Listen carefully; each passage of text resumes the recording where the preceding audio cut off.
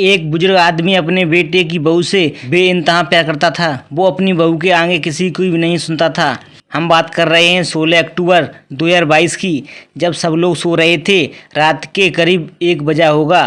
तब इस बुजुर्ग ससुर की अचानक आंख खुल जाती है। जैसे ही आंख खुली वैसे ही ये आंगन में गया। जैसे ही आंगन में पहुंचता है तो देखता है कि बहू के कमरे में लाइट जल रही थी। जैसे ही ससुर रोशनी देखता है तो उसके कमरे की तरफ जाता है और दरवाजे से झांकने की कोशिश करता है, लेकिन दरवाजे से कुछ नजर नहीं आ रहा था। उसके बाद ये बुजुर्ग ससुर खिड़की से झांकने की कोशिश करता है। जैसे ही ये खिड़की से झांकता है, जैसे ही ससुर की नज़र कमरे के अंदर गई तो वो देखता है कि उसके लड़के की बहू ने एक भी कपड़ा नहीं पहना। न तन पर साड़ी और न ही कोई अंडरगारमेंट था, न कोई कपड़े थे, और लाइट के उजाले में बिल्कुल साफ चांद की तरह चमक रही थी। ससुर अपनी बहू को छुपके से देख रहा था। तभी बहू को कुछ आहट होती है और उसने महसूस किया कि उसको बाहर से कोई देख रहा है। जैसे ही बहू खिड़की खोल के देखती है तो दरवाजे पर ससुर खड़ा था।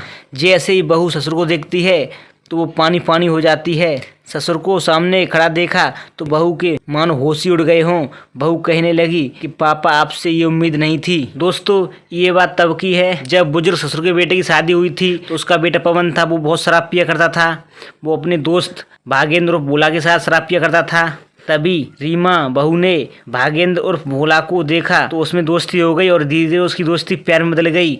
जब भी पवन बाहर जाता तो रीमा भोला को अपने कमरे में बुला लेती और उसके साथ संबंध भी बनाती। लेकिन पवन को इस बात की कोई भी भनक नहीं चली। पत्नी उसके पीठ पीछे क्या कर रही है उसको कुछ नहीं पता था। दोस्तों, एक दिन पवन अचानक से गायब हो जाता है। पवन का पिता थाने में गुमशुदगी की रिपोर्ट लिखाता है। पुलिस से कहता है कि मेरा बेटा लापता हो गया है, मिल नहीं रहा। पुलिस पवन की पत्नी से पूछताछ करती है तो उसकी पत्नी कहती है कि रात को मेरे पास ही सोए हुए थे। जब मेरी सुबह आँख खुली तो वो वहाँ नहीं थे। तभी ससुर कहता है कि बहू पर तो मुझे अपने बेटे बेटी से भी ज़्यादा विश्वास है।